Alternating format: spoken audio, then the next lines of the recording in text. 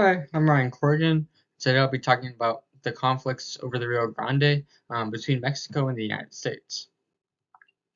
So first, we'll talk about the background, then we'll look at current conflicts, tensions, and problems, before finally looking at where some potential solutions and policies that can be implemented to overcome this situation.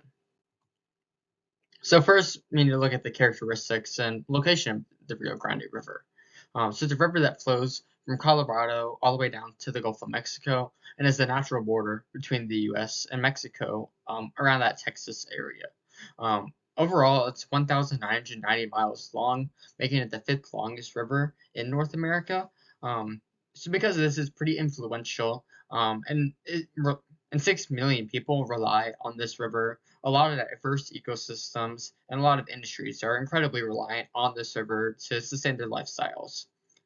So some overarching challenges that we'll be able to look at throughout this presentation is first the challenge of climate change and the second challenge of overallocation.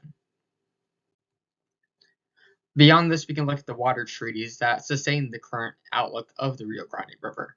All the way back in 1895, the Harmon Doctrine was first used on the Rio Grande River.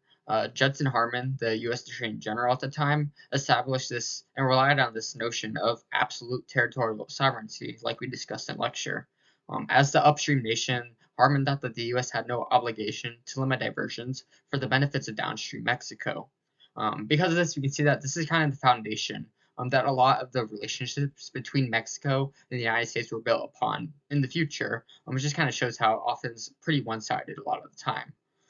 This was evolved in 1944 in a water treaty between the United States and Mexico that remains around today.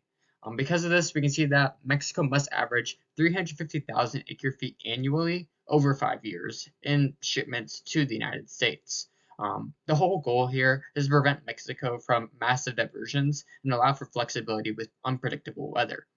The 5 years part of this treaty is pretty crucial because if, for instance, 1 year Mexico can't hit that 350,000 acre feet threshold, they're just going to end up being below it in that specific year because of like a drought or something. They can make it up in future years as long as they average out at 350,000 over 5 years. That means Mexico is doing their part within the treaty, which was pretty innovative at the time to think of things like droughts and the unpredictabilities that can happen with these natural systems. So the overarching thesis of this presentation is that the combined impacts of climate-induced droughts, excessive usage by farmers and manufacturers, and outdated water allocations are raising concerns about water security along the US-Mexico border. So the first conflict we'll talk about is the conflict in 2020. Like we were just talking about with the water treaty from 1944, it over-anticipated the abundance of the Rio Grande River. Because of this, Mexico is obligated to give up more water than it can typically sustain.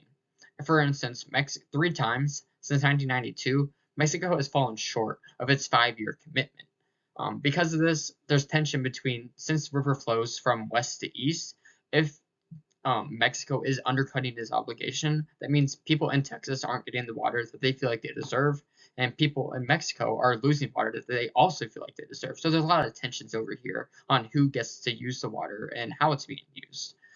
So in 2020, the Texas Governor Greg Abbott claimed that Mexico was undercutting their obligation. And because of this, Mexico was kind of forced to release water from a section of part that was dammed on the Rio Conchos to help repay this debt. By let's help meet the repayment of the debt for the United States, it caused backlash for Mexican residents and particularly Mexican farmers, who even went to protest at the dam, arguing that the repayment would exacerbate the drought conditions. These Mexican farmers are like, hey, this is our water too. Why are we just giving it all to the United States? Which is obviously a genuine and valuable concern.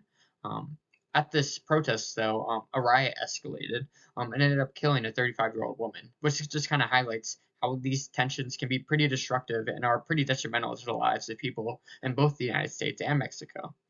So the key takeaway here is that satisfying water payments to the U.S. Can risk water security in Mexico and further exacerbate tensions. Next, we'll look at the manufacturing tension. So the combination of factors of climate stress, treaty appropriations, and U.S. manufacturing have all strained water resources in various Mexican cities. Various plants like Ternium, Heineken, PepsiCo, and Topo Chico. These are all U.S. companies that have factories in cities like Monterrey, Mexico. This city in particular is pretty drought prone, especially as droughts have become more common in recent decades. But these companies don't face any cuts to their water use, so it allows them to exploit the water in this region, oftentimes more than the people who actually are native to that region and have lived there for generations. Because of this, it begs the question of which is more important, beer or the community, which is a pretty huge question when it comes to these U.S. manufacturing plants that are just located in Mexico and kind of getting past some of the issues and legal loops with this treaty between the two countries.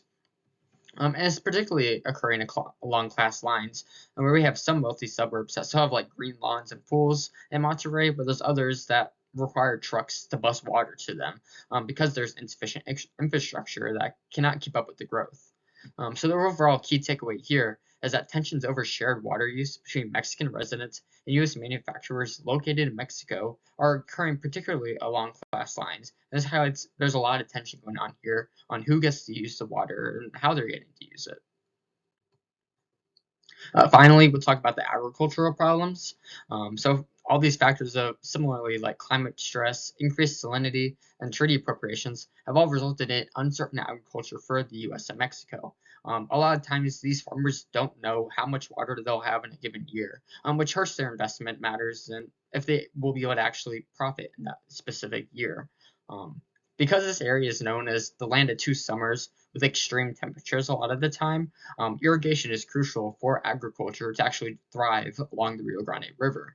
Um, because of this, we can see that this over irrigation of this area has helped deplete these rivers. Um, as this river depletion has occurred and has sea levels have risen, it has caused this saltwater intrusion that we've seen in places throughout the country. As a result, these farmers are now irrigating their fields with more salty water than they typically would, and as a result, these plants are struggling to absorb water, which is only lowering the quality and reducing the yields for these agricultural sectors. As a result, the key takeaway here is that there's problems over the shared water use and reliance on irrigation that has created uncertainty for farmers who don't know how much water they'll have in a given year with this shared resource. So now, what are some potential solutions that can be done to help overcome this problem? A key one that we can talk about is restoration along the Rio Grande River. It's important to recognize that these water shortages that we've been talking about not only impact humans, but they also impact the overall ecosystem that exists within this river as well. The water treaties don't take into consideration the habitats that this water is being diverted from, and is often missing and not included in these discussions. Because of this, it's caused disappearing wetlands and development that has taken away these natural buffers that are crucial for things like flood control. The Rio Grande River should be taking notes from the Colorado River because they've been doing projects to help restore native vegetation and providing habitats for at-risk species like the one on the left. We can see that the key takeaway here is that it's important to acknowledge that the Rio Grande is a living ecosystem rather than infrastructure to be exploited. And restoration is just one solution that can help acknowledge this and provide more resources for these habitats so they can thrive regardless of what humans are doing. Another solution is through reclamation. So there's a couple of different proposals in progress operations, such as the Rio Grande International Studies Center, a McAllen facility, and an El Paso facility that was funded by Biden's bipartisan infrastructure law. All these are reclaiming water that would otherwise be put to waste and trying to put into new useful reasons and new useful purposes. For instance, the McAllen one is wanting to reclaim sewage water and turn that into purple water for agriculture. Like we talked about in lecture, the water we're using for irrigation doesn't necessarily need to be the same quality as our drinking water. So by reclaiming this waste water and using it to irrigate our fields, it can get more bang for that buck when it comes to that water. Texas has started these projects back in the 1990s, but they've abandoned them, like we saw in California, because when the drought was lifted, they thought, oh, we don't need this infrastructure anymore. But between variation between dry and wet years, it can be difficult to understand what infrastructure is needed. So it's crucial that public support is learned from, and we gain public support so we can actually implement these like reclamation services to help overcome some of these issues.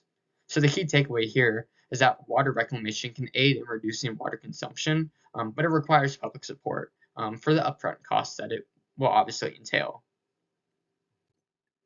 The final solution I'll talk about is less water-intensive agriculture. Because 80% of fresh water globally is used for agriculture, it's important that this sector particularly is learns to adapt to climate change and the threat of overuse. Especially in the Rio Grande region, as the U.S. Bureau of Reclamation found that the temperature increases in this specific region are 2 times that of the global average. So it's important that some of these following steps can be done in the region. One of them is shifting to less water-intensive crops.